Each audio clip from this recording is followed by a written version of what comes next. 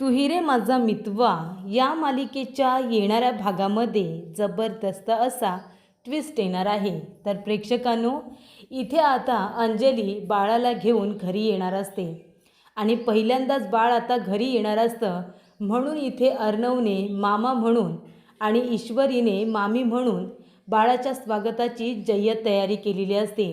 आणि बाळाचं स्वागत इतक्या छान पद्धतीने केल्यानंतर अंजली पूर्णपणे भारावून गेलेली असते। ईश्वरी अर्णवबद्दल जे काही गैरसमज तिच्या मनामध्ये असतात, थोड्याफार प्रमाणात का होईना पण ते गैरसमज दूर झालेले असतात। आणि त्यानंतर प्रेक्षकांनो, इथे अजून एक धमाकेदार एंट्री झालेली असते, ती म्हणजे रियाची। इथे आता राकेश म्हणत असतो, मला तर काही आठवतच नाही आहे, मी कोण आहे, मला काही आठवत नाही आहे। तेव्हा इथे त्याला कसं तरी समजावून अर्णवने डॉक्टरांची परवानगी घेऊन घरी आणलेलं असतं आणि त्याच वेळेला रिया तिथे आलेली असते आणि तिने पोलिसांना आपल्याबरोबर आणत इथे राकेशचा पर्दाफाश केलेला असतो। राकेशच्या विरोधात असलेले सगळे पुरावे घरातल्या लोकांसमोर सादर केलेले असतात आणि त्याचबरोबर राकेशने तिला कसं फसवलं या सगळ्या सत्याचा उलगडा तिने आता पोलिसांसमोर आणि घरातल्या सर्व लोकांसमोर केलेला असतो। त्यामुळे प्रेक्षकांनो, इथे आता पोलिसांनी सांगितलेलं असतं की या माणसाच्या विरोधात गुन्हा दाखल केलेला आहे। जरी त्याला आता काही आठवत नाही आहे तरीसुद्धा हा माणूस घर सोडून कुठेही जाणार नाही। जेव्हा त्याची स्मृती परत येईल त्यावेळेला त्याला आम्ही अरेस्ट करणार, असं आता पोलिसांनी सांगितलेलं असतं। त्यामुळे इथे राकेशला ते शहर आणि ते घर सोडून कुठेही जाता येणार नाही, अशी सक्त ताकीद इथे देण्यात आलेली असते। त्यामुळे प्रेक्षकांनो, येणाऱ्या भागामध्ये कशा पद्धतीने या गोष्टी पुढे घडत जातात आपण सविस्तरपणे बघूया। प्रेक्षकांनो, इथे अंजलीने सांगितलेलं असतं अर्णव ईश्वरीला की तुम्ही माझ्या बाळाला हात लावायचा नाही, पण अर्णवला बाळाला बघायचं असतं। तेव्हा ईश्वरी एक छान आयडिया सुचवते, ती म्हणते की आपण नर्स आणि डॉक्टरच्या वेशात जाऊन बाळाला बघू शकतो आणि त्या पद्धतीनेच ते दोघेजण बाळाला बघायला गेलेले असतात। तेव्हा इथे मामा मामी म्हणून दोघेही जण बाळाचे खूप लाड करतात। तेव्हाच प्रेक्षकांनो, अर्णव आणि ईश्वरीचं बोलणं वल्लरीने ऐकलेलं असतं। ती म्हणते, अच्छा, म्हणजे हे दोघेजण डॉक्टर आणि नर्सच्या वेशात येऊन बाळाला बघून गेले। त्यामुळे इथे आता वल्लरी म्हणते मी अंजलीला सांगणार आणि इथे अर्णव अंजलीमध्ये अजून भांडण लावणार, असं सांगितलेलं असतं। आणि ते वल्लरी अगदी व्यवस्थितरित्या करते। ज्या वेळेला अंजलीबरोबर कुणीही नसतं त्याच वेळेला वल्लरी अंजलीचे कान भरते। ती म्हणते की अंजली, तू बाळाची आई आहेस ना, मग बाळाला कुणी हात लावायचा कुणी नाही, त्याच्यावरती कुणाची सावली पडू दे कुणाची नाही, हे ठरवण्याचा अधिकार फक्त तुला आहे। मग आता तू सांगितलंस अर्णव ईश्वरीला बाळाला हात लावायचा नाही म्हणून तुझ्या बाळावरती त्यांची सावळीसुद्धा पडता कामा नये, असं तू म्हणाली होतीस। मग तरीसुद्धा ते दोघेजण इथे येऊन बाळाला बघून का गेले? तेव्हा अंजली म्हणते, मामी अगं हे काय बोलतेस तू, ते दोघेजण कधी आले होते इथे? तेव्हा वल्लरी म्हणत असते, तुला माहिती नसेल पण ते दोघेजण इथे आले होते आणि ते सुद्धा डॉक्टर आणि नर्सच्या वेशात। तेव्हा प्रेक्षकांनो, इथे आता अंजली म्हणते, अच्छा, म्हणजे मगाशी ते दोघेजण इथे आले होते डॉक्टर आणि नर्सच्या वेशामध्ये, ते अर्णव आणि ईश्वरी होते का? तेव्हा वल्लरी म्हणते, हो। तेव्हा अंजली दोघांना बोलवते आणि त्या दोघांचा खूप अपमान करत असते। ते अर्णवला म्हणत असते, तुमच्या दोघांची सावलीसुद्धा बाळावरती पडायला नको। तेव्हा अर्णव म्हणतो, एक मिनिट ताई, हे काय बोलतेस तू, आता तू जरा अतिच करतेस। मी मामा आहे माझ्या भाचीचा, मला पूर्ण अधिकार आहे त्याला बघण्याचा। मी आणि ईश्वरीने बाळाच्या येण्याची किती वाट बघितली तुला माहिती नाही आहे का? आणि तसंही तुला जर वाटत असेल ना की माझा आणि बाळाचा काही संबंध नाही आहे तर माझ्याबरोबर असलेले सगळे नाते तोडून टाक, माझ्या डोक्यावरती हात ठेव, माझी शपथ घे आणि म्हण आत्तापासून तुझं आणि माझं नातं संपलं, म्हणजे मी बाळाकडे ढुंकूनसुद्धा बघणार नाही, अजिबात माझा हक्क गाजवणार नाही। असं जेव्हा अर्णव म्हणतो आणि अंजलीचा हात आपल्या डोक्यावरती ठेवून तिला शपथ घ्यायला सांगतो, तेव्हा अंजली काही शपथ घेत नाही। ती अर्णवचा हात रागाने बाजूला करते, त्याच्या थोबाडीत मारते। तेव्हा अर्णव म्हणतो, ताई तू माझ्या थोबाडीत मारलीस म्हणून मला राग आला नाही, उलट मला आनंदच झाला. I am happy.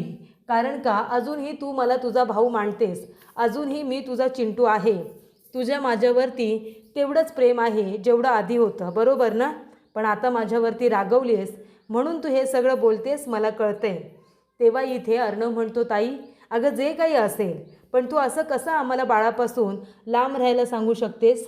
मी असू दे किंवा ईश्वरी असू दे, ईश्वरीने किती केलं आहे, बाळ येणार म्हणून तिने तुझी किती काळजी घेतली हे मला विचार ना. आता तुझ्या मनात राग आहे म्हणून ते तुला दिसणार नाही, पण आम्ही दोघांनी बाळाच्या येण्याची खूप वाट बघितली आहे गं. आणि मामा आणि मामी म्हणून आमचा अधिकार आहे बाळावरती, त्याला घेण्याचा, त्याला खेळवण्याचा, त्याचा लाड पुरवण्याचा. तो अधिकार तू आमच्यापासून नाही हिरावून घेऊ शकत. प्लीज ताई हे सगळं बंद कर. काय नातं होतं आपलं, किती गोड नातं होतं, आणि तू आपलं नातं कुठल्या लेवलला आणून ठेवलेस हे तुला तरी कळतंय का?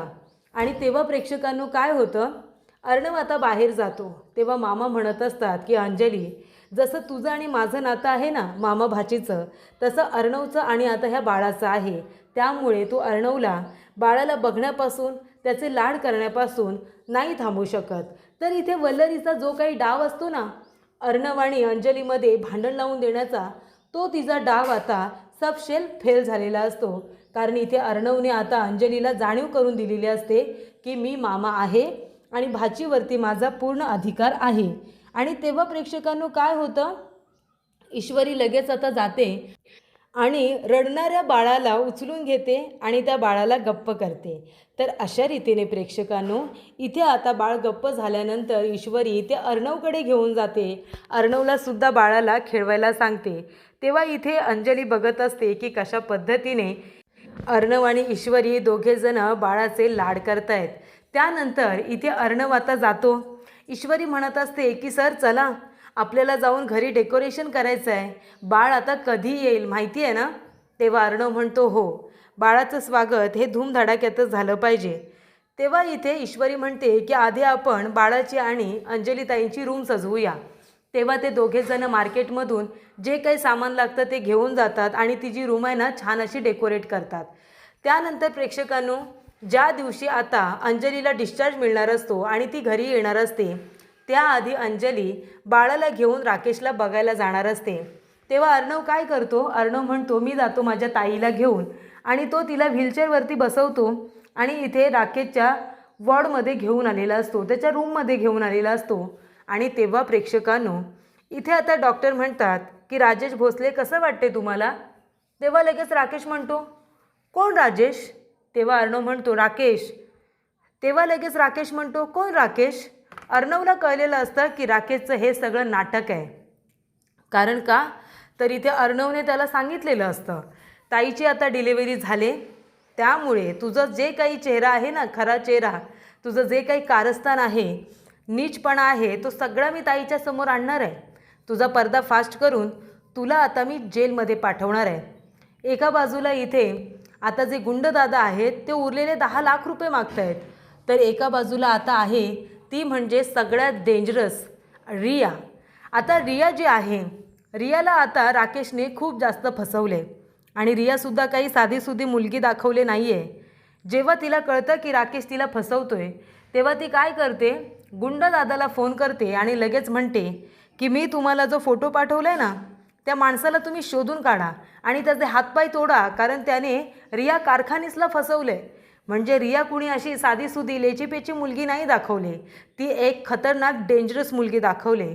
जर ती इतकं अलग लेवलला जाऊन ती जर राकेशवरती प्रेम करू शकते, तर तिला फसवलं तर ती एखाद्याचा जीवही घेऊ शकते. अशा पद्धतीचं कॅरेक्टर रियाचं आहे. आणि त्यामुळे इथे रियाने ठरवलेलं असतं की आता ह्या माणसाला मी माफ करणार नाही.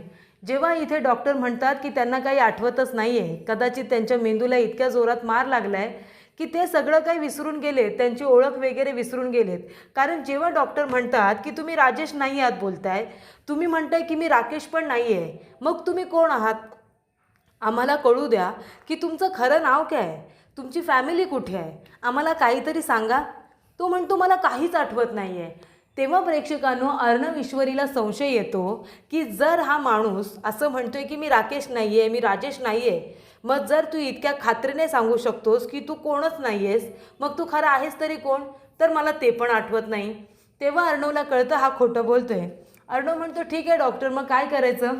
तेव्हा डॉक्टर म्हणतात हे बघा, तुम्हाला डोक्याला मार लागला आहे, टाके लागलेत, तेव्हा तुम्हाला आठवत नाही आहे तुम्ही कोण आहात.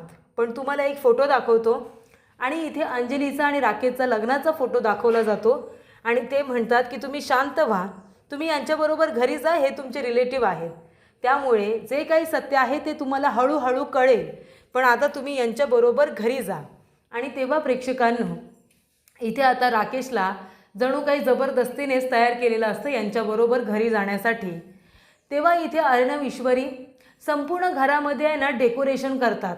सगळीकडे बलून, सगळीकडे फुलं, म्हणजे डेकोरेशन इतकं जय्यत पद्धतीने केलेलं असतं. बाळ घरामध्ये येणार म्हणून इथं हलकं फुलकं छान असं वातावरण ठेवण्याचा त्यांचा जो प्रयत्न असतो तो खूपच छान असतो. अंजलीला ते सगळं खूप आवडतं. जरीसुद्धा इथे राकेशला काही आठवत नाही आहे, पण तरीसुद्धा राकेश बरोबर आला आहे याने तिला थोडं का होईना पण आनंद झालेला असतो. आणि त्याचमुळे प्रेक्षकांनो इथे आता राकेश आणि अंजली हे दोघेजणं बाळाला घेऊन घरी आलेले असतात. तेव्हा इथे अंजली आल्यानंतर लगेचच ईश्वरी औक्षणाचं ताट आणते, इथे पाणी आणते, अंजलीचे पाय धुते, त्यानंतर दृष्ट काढते, जे काही असं भाकर तुकडा ओवाळून टाकायचा असतो ते सगळं करते आणि बाळाचं आणि इथे अंजलीचं औक्षण करून बाळाला आता घरामध्ये घेतलं जातं. तेव्हा घराचं डेकोरेशन पाहून इथे तिला खूप जास्त आनंद हा झालेला असतो. बाळासाठी नवीन पाळणा आणलेला असतो. ईश्वरी आणि अर्णवने जाऊन बाळासाठी खूप खेळणी आणलेली असतात. सगळ्या गोष्टी अगदी व्यवस्थित रूममध्ये डेकोरेट केलेल्या असतात. पाळणा सजवून ठेवलेला असतो आणि ही सगळी तयारी अंजली म्हणते की कुणी केले? आकाश तू केलेस का? तेव्हा आकाश म्हणतो नाही दीदी, यातलं मी काहीच केलेलं नाही आहे. यातलं सगळं जे काही केलं आहे ना ते सगळं अर्णवदादा आणि ईश्वरी वहिनीने केलेलं आहे, बाकी सगळं मी काहीच केलेलं नाही.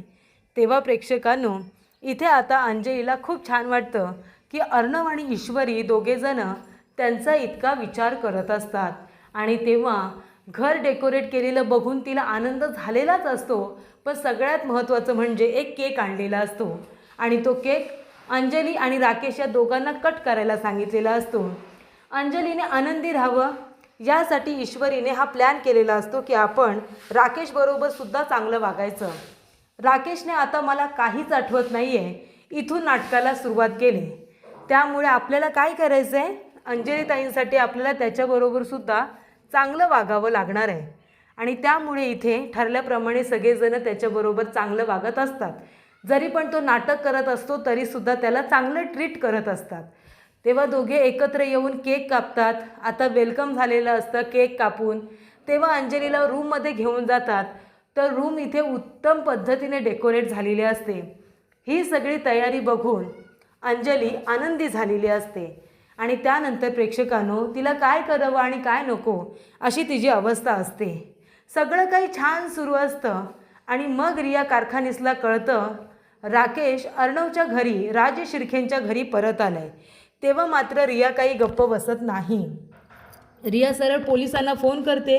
राकेशच्या विरोधामध्ये सर्वेश नावाने गुन्हा दाखल करते. त्याचा फोटोसुद्धा तिथे देते. गोव्याला गेलेले फोटो तिने पुरावा म्हणून आपल्याकडे ठेवलेले असतात.